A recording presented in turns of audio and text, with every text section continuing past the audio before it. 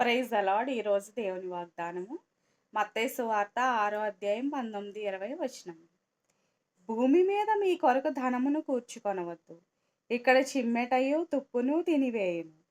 దొంగలు కన్నము వేసి దొంగిలెదరు. పరలోకమందు మీ కొరకు ధనమును కూర్చుకొనుడి. అచ్చట చిమ్మెటైనను తుప్పైనను దాని తినివేయదు. దొంగలు కన్నము వేసి దొంగిలరు. మనము ఈ లోకంలో ధనం సంపాదించుకొనుట కంటే పరలోకంలో ధనం సంపాదించుకొనుట ఎంతో ఉత్తమమై ఉన్నది. ఎందుకు అనంటే ఈ లోకంలో ఈ లోకాశలతో మనం బ్రతుకుచు, ఈ లోకానుసారంగా మనం జీవిస్తూ ఉన్నట్లయితే మనము పరలోక రాజ్యానికి అర్హులం కాము. మనం చేసిన క్రియలను బట్టి మనము ప్రతిఫలము మనం మరణించిన తర్వాత అనుభవించాల్సి ఉంటుంది. అదే మనం ఈ లోకంలో ఉన్నప్పుడు ప్రేమ, సంతోషము, దయాళుత్వము, మంచితనము, సాత్వికము, విశ్వాసము, ఆశానిగ్రహము, దీర్ఘశాంతము ఇలాంటి మంచి లక్షణాలన్నీ మనం కలిగి ఉన్నట్లయితే దేవుడు మనకి నిత్యజీవ మార్గాన్ని అనుగ్రహిస్తారు.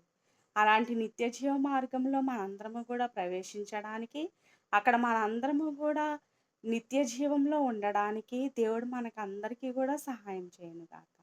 ఆమేన్. హల్లెలూయా.